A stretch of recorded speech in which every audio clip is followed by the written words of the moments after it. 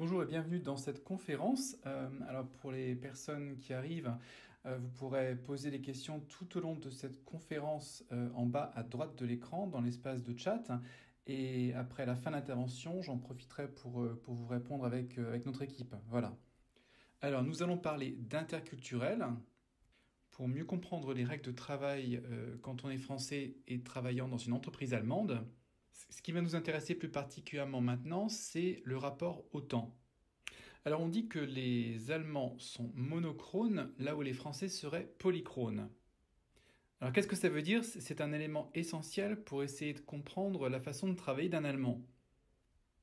Alors chez les Allemands, le temps, il a plutôt tendance à être monochronique, c'est-à-dire qu'on a tendance à établir des priorités.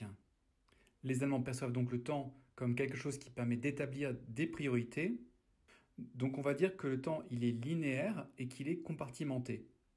Donc c'est pour ça qu'on dit que les Allemands aiment travailler de façon compartimentée, par étapes, à cause de cette caractéristique monochronique. Donc ils vont avoir tendance à travailler de façon séquentielle, étape 1, étape 2, étape 3. Donc ils n'aiment pas vraiment l'imprévu. Donc ils ne vont pas vraiment aimer être interrompus. Ça se retrouve dans la communication générale. Nous les Français, on a tendance à interrompre notre interlocuteur, à avoir une communication sous forme de ping-pong. Les Allemands, ils vont voir ça comme un manque de respect. Donc l'emploi du temps en Allemagne, il a tendance à être vraiment prédéfini, plus qu'ailleurs. Donc prenons un exemple très concret. Vous êtes français, vous participez à votre réunion en Allemagne. Vous aurez pour cette réunion un horaire très clairement défini. Et on va vraiment se tenir à cet ordre du jour. Si cette réunion elle est prévue pendant 1 heure ou de 10 heures à 11 heures, on va par exemple aborder les informations sur le premier quart d'heure sur les actualités du service, et ainsi de suite, c'est-à-dire que ça va vraiment être séquentialisé. Donc c'est vraiment ce qu'on entend par culture monochronique. Alors en gros, on fait une chose l'une après l'autre et pas tout en même temps. On reste concentré sur une chose en même temps et ensuite on passe à la suivante. Donc c'est pour ça qu'on a tendance en Allemagne à ne pas aimer travailler sur plusieurs sujets, à travailler sous pression. Ce que ça signifie, travailler sous pression, ça signifie qu'on n'est pas concentré et qu'on ne respecte pas un certain ordre établi. Bon, bien sûr, il peut y avoir des contre-exemples qui peuvent vous venir à l'esprit que vous avez vécu en Allemagne. Ce n'est qu'un schéma. Mais c'est vraiment une tendance culturelle qu'on a pu remarquer en Allemagne à travers des études. Donc ça se différencie bien de la France qui se caractérise par sa culture polychronique. Donc qu'est-ce que ça veut dire? Poly, ça veut dire faire plusieurs choses en même temps. Donc c'est réaliser plusieurs actions en simultané. Donc ça aussi quelque chose de positif en tant que Français, c'est que on a une certaine capacité d'adaptation, de flexibilité pour s'adapter de façon constante à l'imprévu.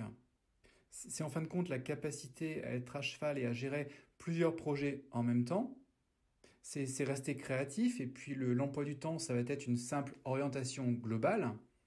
Quand en France, on va participer à une réunion qui est a priori fixée entre 10 heures et 11 heures, on n'est peut-être pas sûr de vraiment terminer cette réunion à 11 heures.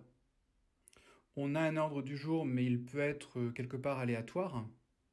C'est une orientation, c'est-à-dire qu'on peut aborder aussi d'autres sujets qui ne sont pas forcément à l'ordre du jour.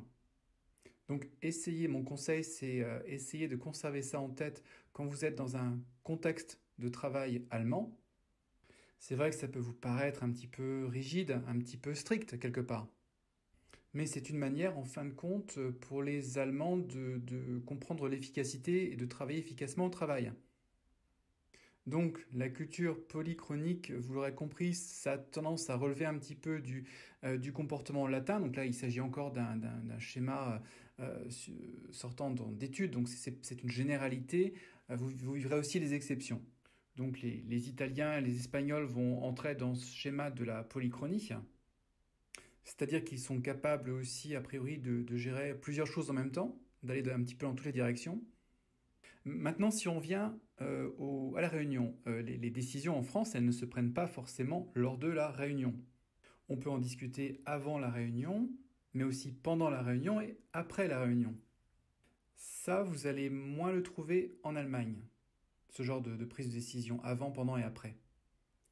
Alors, on a aussi également la remise des délais. Quand on doit remettre un projet, on s'attend en Allemagne au respect des délais. Donc un délai, c'est une deadline, c'est une première étape. Non, ce n'est pas une première étape, pardon. Il n'y aura pas forcément un autre délai qui va suivre. Donc les délais, ils sont fixes, ils sont figés, ils ne sont pas approximatifs. Ce qui pourrait arriver plus facilement, en fait, en France. Les délais en France, c'est à peu près, c'est une fenêtre de tir. Donc ça, en Allemagne, ce n'est pas du tout le cas. On attend vraiment un respect des délais en Allemagne. Donc c'est pour ça qu'on s'organise par étapes et on perçoit au final le temps de façon très linéaire. Donc je vous remercie pour votre participation. Vous pouvez nous poser des questions en bas à droite dans la partie de chat. Si vous avez aussi des exemples concrets de ce que vous avez vécu ou si vous avez des contre-exemples de ce que vous avez vécu au niveau interculturel en participant à des réunions d'entreprise en Allemagne. Je vous dis à bientôt pour une prochaine intervention. Merci.